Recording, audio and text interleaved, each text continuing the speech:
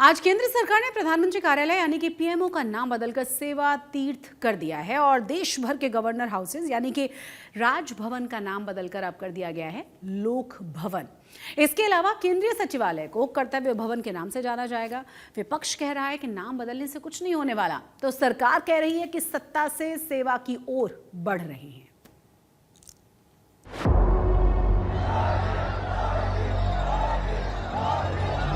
मोदी आपका सेवक बनकर आपकी सेवा में जुटा है, सेवा में जुटा है।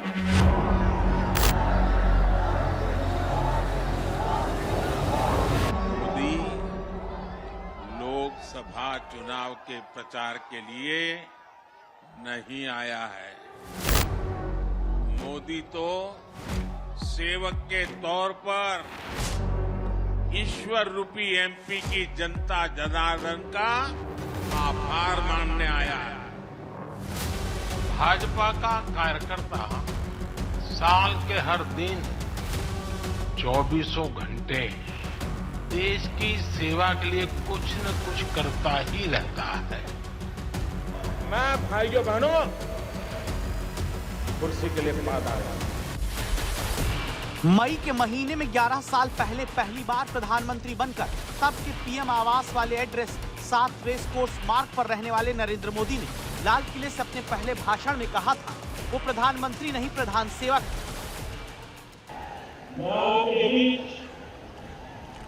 प्रधानमंत्री के रूप में नहीं, प्रधान सेवक के रूप में। और फिर प्रधानमंत्री लगातार कहते आए कि उन्हें जनता का सेवक बनकर ही काम करना है। जिसे कोई नहीं पूछता उसके लिए गरीब का ये बेटा मोदी उसका सेवक बनकर आया है। सबको सम्मान का जीवन देना, सभी तक सुविधा पहुंचाना, ये मोदी की गारंटी है। जनता की सेवा को नरेंद्र मोदी की गारंटी बताने वाले प्रधानमंत्री के कार्यालय से जुड़ी अब वो खबर आई जिसका सियासत में बड़ा असर देखने को आगे मिलेगा, क्योंकि अब तक जिसे प्रधानमंत्री कार्यालय कहा गया उसका नाम अब सेवा तीर्थ कर दिया गया। देश भर के राज्यों में जहां राज्यपाल रहते आए उसे राजभवन तो कहा गया, लेकिन अब ये लोक भवन होगा। इसके अलावा केंद्रीय सचिवालय को कर्तव्य भवन के नाम से जाना जाएगा। ये जिस बदलाव की बात हो रही है, कहा जा रहा है कि ये सिर्फ प्रशासनिक नहीं बल्कि एक सांस्कृतिक बदलाव है जो हो रहा है। प्रधानमंत्री कार्यालय जिसका कि नाम अब सत्ता तीर्थ कर दिया गया है, उसका मतलब है कि अब सेवा की तरफ बढ़ा जा रहा है। सत्ता ही नहीं, लेकिन अब जो चेंज आया है वो सत्ता से सेवा की तरफ है और यही कारण है कि हम देख रहे हैं कि इस तरीके से एक के बाद एक नाम का परिवर्तन हो रहा है। प्रधानमंत्री कार्यालय ने साफ कहा कि ये जो परिवर्तन आपको नजर आ रहा है ये सिर्फ प्रशासनिक नहीं है बल्कि सांस्कृतिक परिवर्तन भी है। क्या ये वही परिवर्तन है जिसकी बात प्रधानमंत्री नरेंद्र मोदी ने अयोध्या में राम मंदिर से कही थी? ये धर्म ध्वजा केवल एक ध्वजा नहीं, ये भारतीय सभ्यता के पुनर्जागरण का ध्वज है। राजपथ का नाम बदलकर पहले ही कर्तव्य पथ किया था, जबकि 2016 में ही पीएम आवास जिसे 7 रेस कोर्स रोड कहा गया वो 7 लोक कल्याण मार्ग में बदला। अब प्रधानमंत्री कार्यालय का नाम बदलकर सेवा तीर्थ कर दिया गया। पीएमओ जल्द ही साउथ डॉक के अपने पुराने दफ्तर से निकलकर नए सेवा तीर्थ कॉम्प्लेक्स में शिफ्ट होगा। नया पीएमओ सेवा तीर्थ 1 से काम करेगा, जो एग्जीक्यूटिव एनक्लेव 1 में बनी 3 नई आधुनिक इमारतों में से एक है। इसी कॉम्प्लेक्स की सेवा तीर्थ 2 इमारत में कैबिनेट सेक्रेटरिएट होगा और सेवा तीर्थ 3 इमारत में नेशनल सिक्योरिटी एडवाइजर का ऑफिस होगा। नाम बदलने के पीछे मकसद इस विचार को मजबूत करना है कि सरकार शासन नहीं सेवा के लिए होती है। इससे अच्छा तो और कुछ बात ही नहीं हो सकती। ये नया भारत है और नए भारत में अब सनातन भारत का उदय हो रहा, तो सेवा होगा ही। अच्छा एक चीज बताइए, प्रधानमंत्री का आवास जो होगा उसको क्या कहा जाएगा? लूट भवन?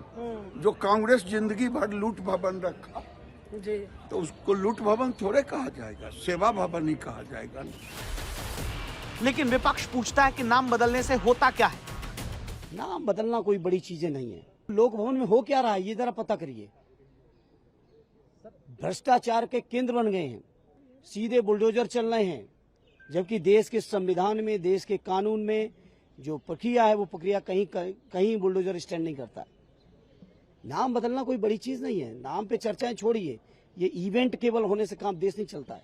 देश चलता है मजबूती के साथ, जिम्मेदारी के साथ काम करने से, जो कि नहीं हुआ है। मोदी सरकार का जब इतिहास पढ़ा जाएगा तो जो Guinness book of world record सारे रिकॉर्ड तोड़ देंगे। सबसे ज्यादा नाम बदलने का शौक किसी को रहा है, रिकॉर्ड किसी ने बनाया तो मोदी सरकार। सेवा तीर्थ अगर प्रधानमंत्री कार्यालय का नाम हो रहा है तो इसके पीछे वजह ये कि इसी प्रधानमंत्री कार्यालय से लिए गए फैसलों से जनता तक तमाम वो योजनाएं पहुंची जिनके बारे में कहा जाता है कि पहले कभी नहीं सोचा गया। 81 करोड़ लोग अभी प्रधानमंत्री गरीब कल्याण अन्न योजना से राशन पा रहे हैं। 77 करोड़ लोग प्रधानमंत्री आयुष्मान भारत योजना से फायदा उठा रहे हैं। 15 करोड़ से ज्यादा घरों में हर घर नल से जल योजना का लाभ पहुंचा है। 12 करोड़ से ज्यादा घरों में शौचालय बना है। 10 करोड़ 33 लाख लोगों को उज्ज्वला योजना का सिलेंडर मिला है। 4 करोड़ से ज्यादा घर प्रधानमंत्री आवास योजना के तहत बन चुके हैं। जनता के हित की इन्हीं योजनाओं के आंकड़ों की जमीन पर अब प्रधानमंत्री कार्यालय का नाम सेवा तीर्थ किया जा रहा है। मोदी मौज करने के लिए नहीं पैदा हुआ है, मोदी मेहनत करने के लिए ही जन्मा है, और वो भी 140 करोड़ देशवासियों के लिए।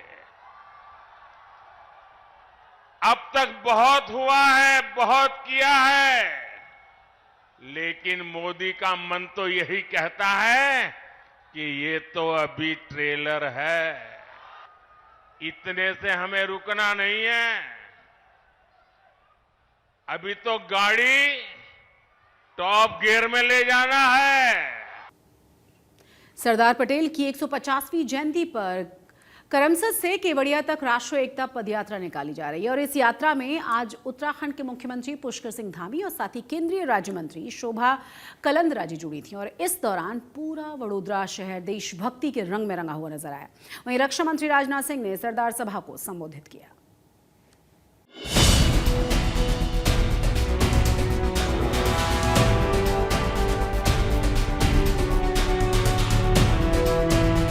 सरदार पटेल के सम्मान में उनकी कर्मभूमि करमसद से स्टैच्यू ऑफ यूनिटी तक एकता पदयात्रा का आयोजन किया जा रहा है। 152 किलोमीटर की इस पदयात्रा में हर दिन बीजेपी के बड़े बड़े नेता जुड़ रहे हैं और पदयात्रा में शामिल लोगों का हौसला बढ़ा रहे हैं।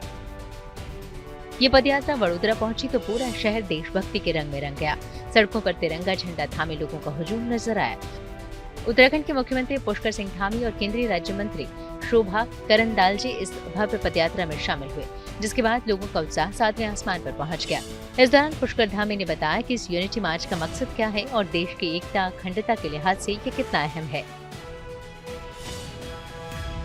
जो सरदार पटेल साहब का योगदान था पूरे देश की रियासतों को एक करने में, भारत की एकता अखंडता को, उसको देश के इतिहास में उस प्रकार से दर्शाया नहीं गया जिस प्रकार से जिन लोगों ने देश के अंदर 60 वर्षों तक शासन किया उनको दर्शाना चाहिए था। हमारे प्रधानमंत्री नरेंद्र मोदी जी के नेतृत्व में आज देश के अंदर जहां यूनिटी मार्च निकाला जा रहा है, रन फॉर यूनिटी किया जा रहा है, तमाम प्रकार के आयोजन किया जा रहा है, सरदार साहब को सही सम्मान दिया जा रहा है और उन्हीं के पद चिन्हों पर चलते हुए उसी प्रेरणा से आज हमारे प्रधानमंत्री जी के नेतृत्व में एक भारत श्रेष्ठ भारत की कल्पना को साकार किया जा रहा है। इस भव्य पदयात्रा में हिस्सा लेने के बाद केंद्रीय राज्य मंत्री शोभा करंदलाजे भी काफी उत्साहित नजर आए। उन्होंने सरदार पटेल में अपनी आस्था जाहिर की, साथ ही उन्होंने युवाओं को भी एकता का संदेश दिया। सरदार पटेल जी ऐसा एक नेता थे, पूरा देश को 562 प्रोविंसेस को एक करने का काम किया, ये देश को जुड़ने का काम किया। मेरा स्टेट भी हैदराबाद निजाम के पास था, वो पाकिस्तान जोड़ना चाहते थे, नहीं तो स्वतंत्र होना चाहते थे, मगर सरदार वल्लभ भाई का पटेल का एक लड़ाई वो सवाल को स्वीकार किया, लड़ाई करके हमारा हैदराबाद निजाम को हरा के हमारे देश के साथ जुड़ा। इसीलिए सरदार वल्लभ भाई पटेल को हम याद करते हैं, नमन करते हैं, क्योंकि पूरा देश को कश्मीर से कन्याकुमारी तक एक करने का काम सरदार जी ने किया है। वडोदरा में ही एक सरदार सभा का भी आयोजन किया गया, जिसे रक्षा मंत्री राजनाथ सिंह ने संबोधित किया। उन्होंने अखंड भारत के निर्माण में सरदार वल्लभ भाई पटेल के योगदान का जिक्र किया। साथ ही प्रधानमंत्री नरेंद्र मोदी के विजन की भी जमकर सराहना की।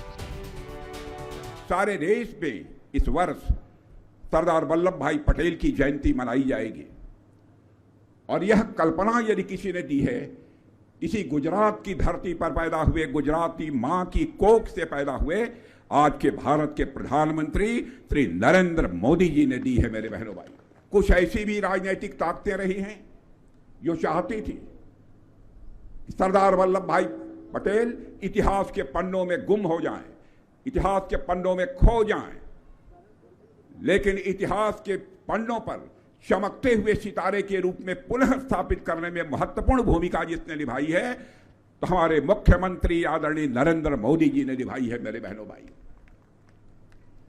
भारत को आजाद कराने में, भारत की एकता और अखंडता को सुरक्षित रखने में सरदार वल्लभ भाई पटेल का जो योगदान है, मैं कहना चाहता हूं आज ही नहीं बल्कि भविष्य का भारत भी मेरे बहनों भाइयों कभी नहीं भूल पाएगा।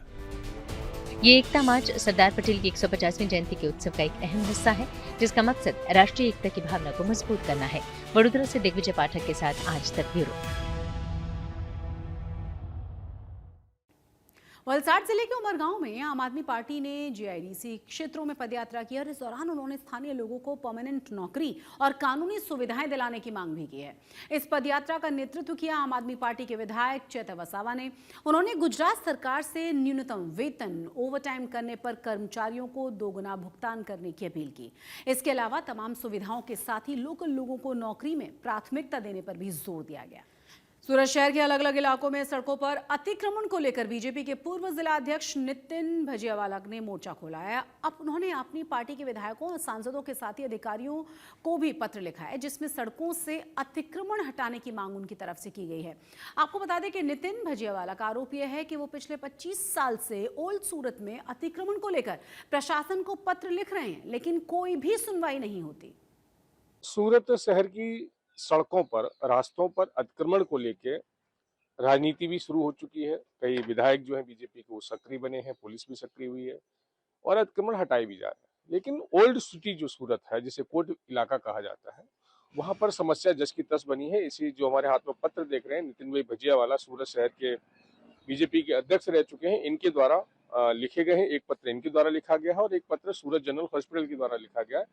हॉस्पिटल का साफ तौर पर कहना है इस पत्र में कि जो यहाँ पर अतिक्रमण है उसके चलते इमरजेंसी अगर कुछ होती है तो बहुत ही दिक्कत होगी और जो पेशेंट लाने ले जाने होते हैं उनको भी दिक्कत हो रही है। नितिन भाई हमारे साथ मौजूद। नितिन भाई, क्या समस्या है इन पत्रों में और क्यों लिखने की जरूरत पड़ी? कब से आप लिख रहे हैं? मेरे पास 2011 से तो मेरे पास कॉपी पड़ी है कि मैं 2011 से तो पत्र लिख रहा हूँ, यानी उसके पहले से मैं लिख रहा हूँ ये पत्र। तो चौटा बाजार यानी मूल कोट विस्तार जिसको बोलते हैं, वहाँ से कई लोग पलायन कर रहे हैं। उसकी वजह मेरी नज़र में जो है वो एक ही वजह ये है कि अतिक्रमण और इनलीगल पार्किंग और सफाई, ये 3 की वजह से लोग यहाँ से जा रहे हैं। तो उसके लिए अभी मैं बार बार रजूआत करता हूँ। यहाँ बहुत पुरानी सूरत जनरल अस्पताल, जिसको लोग भटकी अस्पताल के नाम से जानते हैं, उसके प्रमुख ने भी पत्र लिखा है कि आगे कुछ नहीं होएगा तो हमको ये अस्पताल बंद करनी पड़ेगी और 100 परिवार रोड पे आ जाएंगे। तो ये बहुत गंभीर समस्या है। पलायन हो रहा है जैसा आप कह रहे हैं। भाजपा से आप अध्यक्ष भी रह चुके हैं सूरत शहर के, भाजपा का शासन है वर्षों से महानगर पालिका में, भाजपा की सरकार है राज्य में। तो सर, ये समस्या आप क्यों नहीं इसका रास्ता निकल पा रहा है? मैं मानता हूँ कि कोई भी जगह पे जागरूक लोग होना चाहिए। यहाँ मूल सूरत के जो पब्लिक है कोट विस्तार की, वो कोई भी समस्या के लिए बाहर रोड पे निकलती नहीं है। बस कोई अपना जो नगर सेवक है उस पर भरोसा करके बैठे रहते हैं। तो उसकी वजह से ये समस्या लंबे समय से पेंडिंग है। अहमदाबाद में विराटनगर इलाके में एक कॉम्प्लेक्स में भीषण आग लग गई थी और आग इतनी ज्यादा भीषण थी कि 2 दुकानों में लगी आग पूरे कॉम्प्लेक्स में फैल गई और 18 दुकानें जलकर खाक हो गईं। सूचना मिलते ही फायर ब्रिगेड की टीमें मौके पर पहुंची। करीब 1.5 घंटे की मशक्कत के बाद इन दुकानों में लगी हुई आग पर काबू पाया गया। जानकारी के मुताबिक कॉम्प्लेक्स की एक दुकान में तेल रखा हुआ था। स्थानीय लोगों ने आरोप लगाया है कि दुकान में अवैध रूप से तेल इकट्ठा कर लिया गया था और सुरक्षा का भी कोई इंतजाम नहीं था। एनआईटी सूरत में 30 नवंबर को एक स्टूडेंट अद्वैत नायर ने हॉस्टल से कूदकर खुदकुशी कर ली थी, जान दे दी थी अपनी। स्टूडेंट के सुसाइड करने की वजह का अभी तक साफ खुलासा नहीं हुआ, जिससे एनआईटी के छात्रों में बड़ा आक्रोश है, गुस्सा है। इसी को लेकर बड़ी संख्या में स्टूडेंट्स इकट्ठा हुए हैं और कॉलेज प्रशासन पर गंभीर आरोप लगाए गए हैं। प्रदर्शनकारी छात्रों का आरोप यह है कि सुसाइड की घटना के करीब 30 मिनट बाद तक अद्वैत के पास एम्बुलेंस नहीं पहुंच पाई, जिससे इंस्टीट्यूट के इमरजेंसी रिस्पॉन्स सिस्टम और स्टूडेंट सेफ्टी की भी पोल खुल गई। अब एनआईटी के स्टूडेंट्स जिम्मेदार लोगों के खिलाफ सख्त एक्शन की मांग कर रहे हैं। एसवीआईटी पे एक विद्यार्थी है जो इसकी आयु 20 वर्ष है, जो बीटेक फैकल्टी में 3rd ईयर में पढ़ता था, जिसका सब्जेक्ट था कंप्यूटर साइंस। और वो जो विद्यार्थी है वो बेसिक केरला का रहने वाला है और एनआरआई है, जिसके पिताजी ओमान मस्कट में रहते हैं।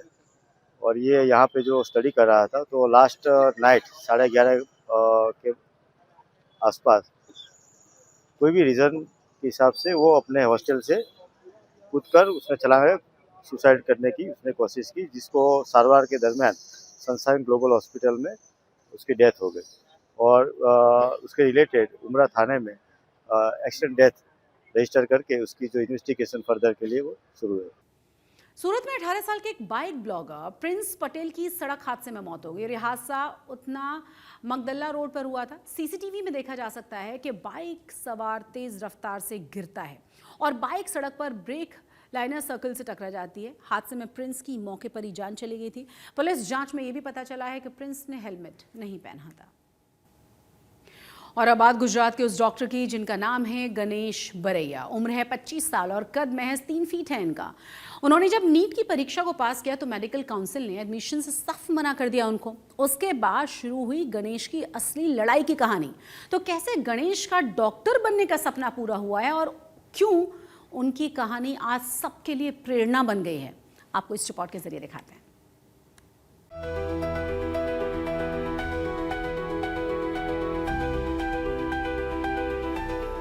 भावनगर के रहने वाले doctor Ganesh Baraiya medical officer हैं। वो मरीजों को देखते हैं और जरूरत पड़ने पर दवाइयाँ भी लिखते हैं। लेकिन एक कहानी उन्होंने खुद की भी लिखी है, जिसमें खुद को साबित करने की जिद है और हिम्मत से डटे रहने का हौसला है।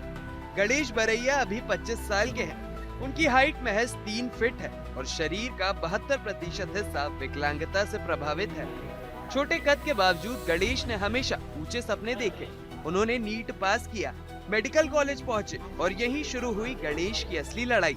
जब गणेश एडमिशन के लिए भावनगर गवर्नमेंट मेडिकल कॉलेज पहुंचे तो मेडिकल बोर्ड ने साफ कह दिया कि उनकी हाइट कम है, इसलिए उन्हें एडमिशन नहीं मिल सकता।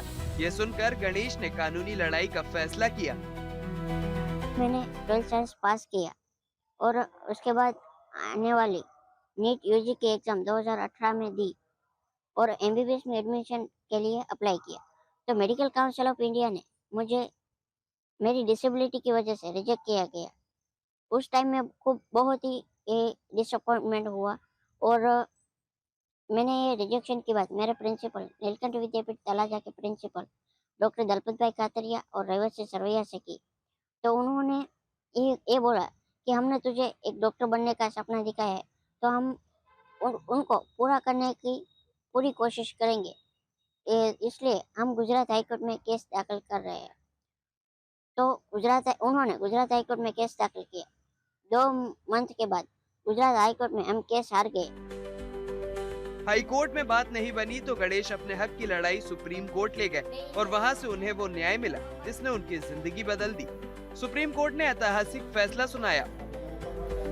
फिर उन्होंने सुप्रीम कोर्ट ऑफ इंडिया में केस दाखिल करने का डिसीजन लिया और सुप्रीम कोर्ट में केस दाखिल किया। 4 महीने के टाइम में सुप्रीम कोर्ट का जजमेंट आया 22 अक्टूबर 2018 को कि आपको एमबीबीएस में एडमिशन मिल सकता है और उसकी आपकी डिसेबिलिटी की वजह से आपको कोई रोक नहीं सकता।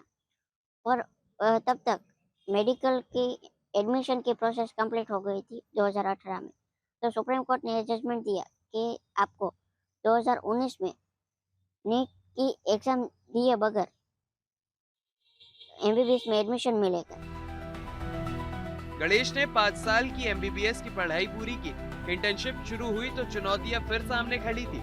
अस्पताल के बेड ऊंचे होते हैं तो वो स्टूल पर चढ़कर मरीजों को देखते थे।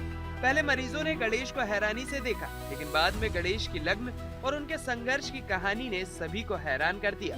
आज गणेश बरैया सिर्फ डॉक्टर भर नहीं है, बल्कि उनकी कहानी उन लाखों लोगों के लिए उम्मीद है जो मानते हैं कि सपने कद से नहीं हिम्मत से पूरे होते हैं।